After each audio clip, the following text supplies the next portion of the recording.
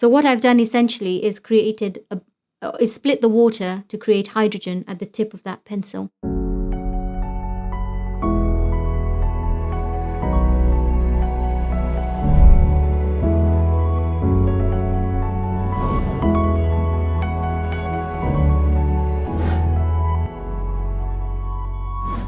So, hello, my name is Dr. Pooja Goddard. I'm a reader in materials modelling at Loughborough University. So the main involvement of mine with Idri is actually through the social work that I do in terms of equity, diversity and inclusion. Of course, my research sits within renewable energy and sustainable technologies. So in terms of industrial decarbonisation, I fit within the core.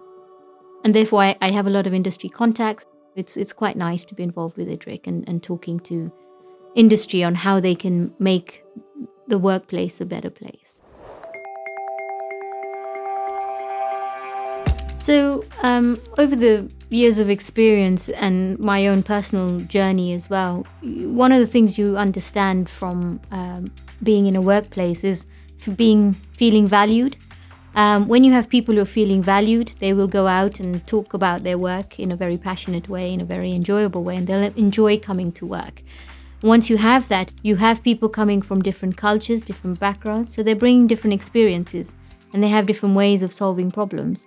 So when we've got a global challenge like environmentally that we do at the moment, having that diversity actually opens up doors and opportunities that you wouldn't normally get if you had the same sort of group of people in the room. So diversity is really at the core of that. I had a very interesting journey as a student because I lived in a village in Kenya, very remote. Everybody I knew around me was Kenyan and African descent.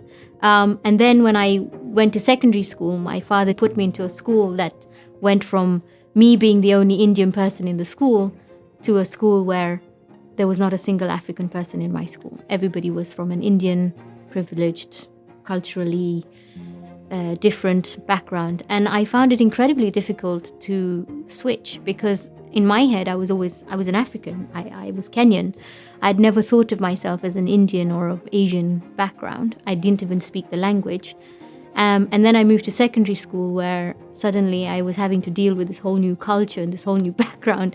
So for me, I think it's built my stamina. I think it's built my resilience. And I think a little bit of what I do now comes from that sort of having to cope with two different backgrounds and two different identities, if you like. So I've had a very interesting question here from one of the school students that's asking, what am I doing to engage school students in the work that I do?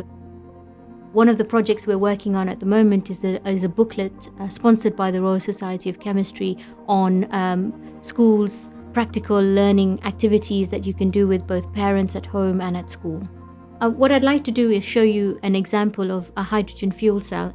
The aim of the experiment is actually to split the water into hydrogen and oxygen using an electrolysis process.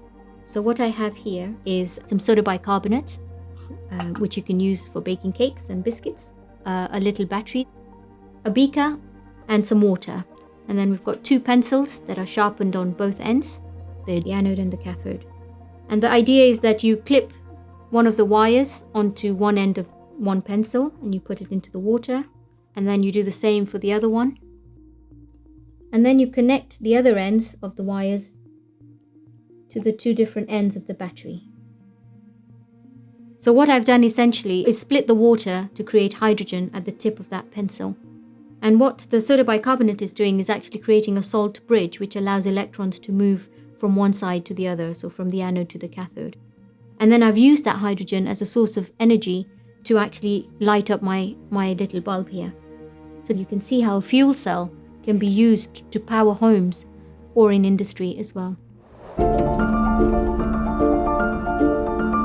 I would say that Idri is probably one of the few centres that I've worked with that have really put EDI at the core of it and are empowering their stakeholders, both from an industry point of view as well as from an academic point of view, to actually think about EDI and diversity at the core of everything they do, rather than at the periphery of what they do.